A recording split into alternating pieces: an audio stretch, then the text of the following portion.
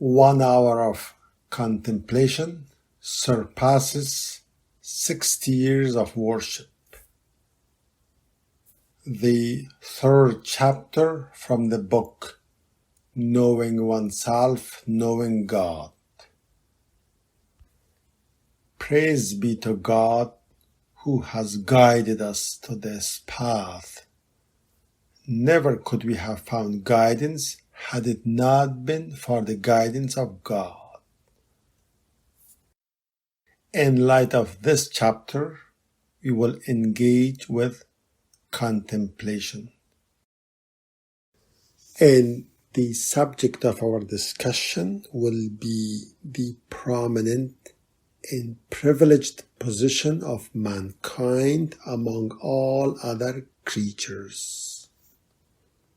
We will look at the various forms of creations and substantiate that this prominent and distinguished position of humanity among all living creatures is not spontaneous or by coincidence, rather the absolute supervision and control of one Creator, God Almighty. God is the beginningless. Therefore, everything in the creation must have a beginning. So, God has created everything from nothing. Therefore, we start in the name of God, who opened the door of nothingness, and from it created trillions and trillions of non-living, living, and so forth creatures with incredible and rare forms and sorts. Therefore, we ourselves were in non-existence. Now think for a minute that had God not brought us from non-existence to existence, we would have never even existed now. We had no rights over God to bring us from non-existence to existence. Our very existence is purely a favor from God to ourselves to bring us from non-existence to existence. Had God willed to bring us from non-existence into existence, He could have brought us, or He could have created us in the form of non-living things, such as sunlight, temperature, water, air, wind, rocks, and soil. In this case, we would have had the privilege of coming into existence, but we would have been deprived of so many privileges that living creatures enjoy. In other words, we would never have been alive, and we would have been deprived of capabilities such as growth and development, use of energy, reproduction, making of cells, respond to environment, and adaptation. However, God Almighty did not want to create us as a non-living thing, rather a living organism.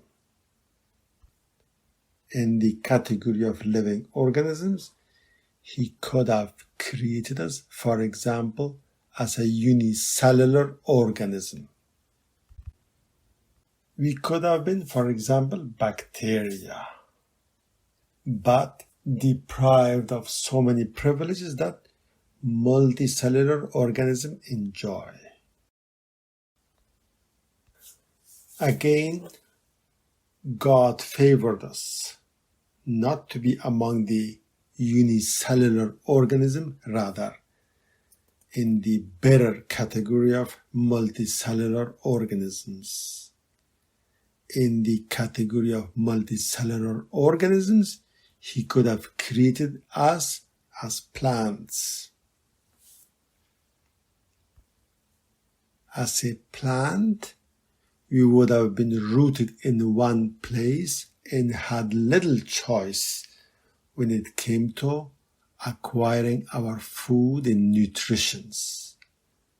We would have been restricted to, for example, sunlight and water. And when it came to respiration, we had to inhale carbon dioxide. Among animals, He could have created us in the form of a fish.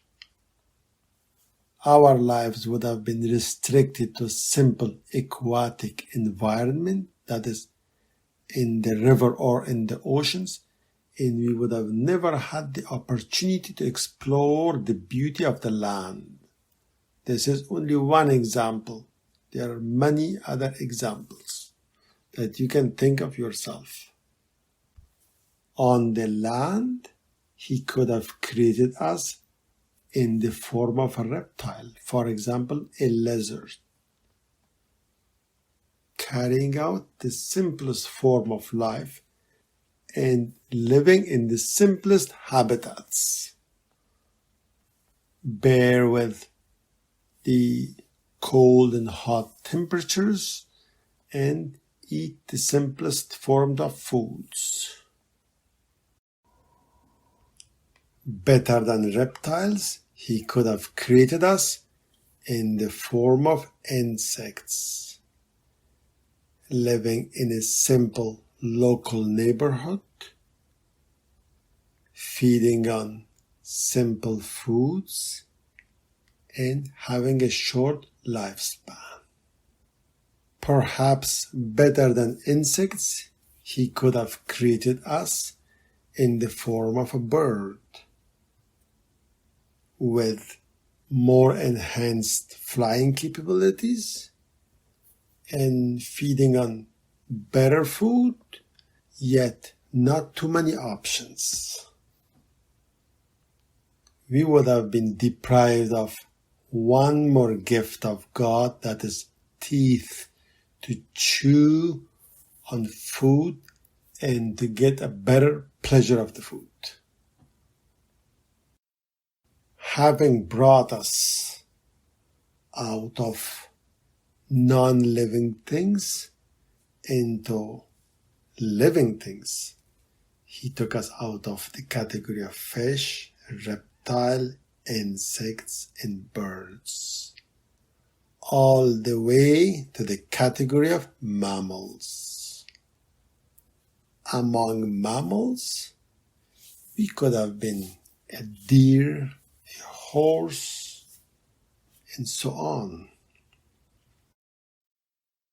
We would have had to, for example, wear the same fur throughout our lives and feed on either meat of other animals in the raw form, in its simplest form, or on grass.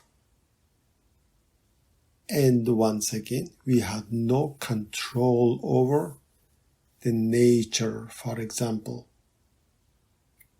turning the heat into cold or cold into heat. God Almighty, who grants His gifts to whomever He wills and wishes, favored us over all inanimate and animate creatures. He made us humans.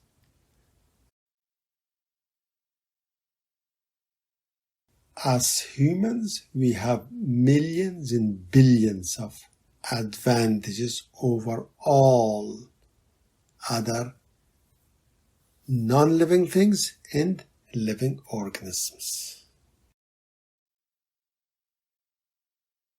We have full control over the nature.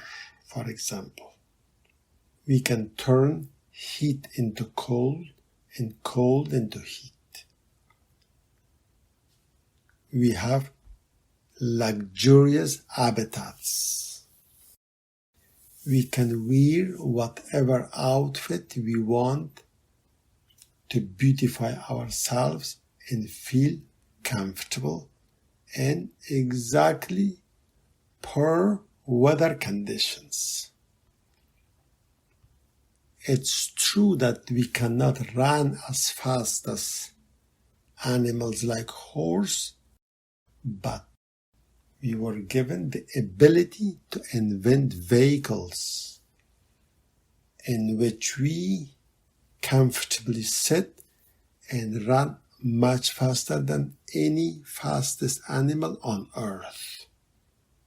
We were not given feathers to fly, but we were given the ability to structure an aircraft in which we sit or even sleep and fly faster than the fastest flying bird. We cannot swim as good as a shark, for example, but we were privileged to build ships in which we comfortably sit and drink our tea and without even getting our feet wet,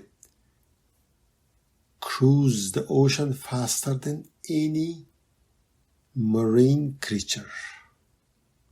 And the privileges that we have over all other creatures are countless.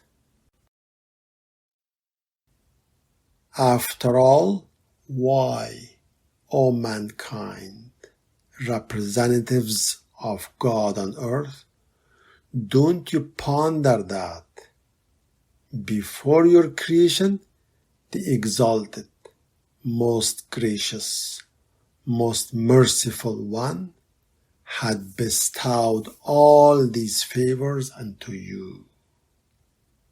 So let us acknowledge that His will was to create ourselves in the form of mankind.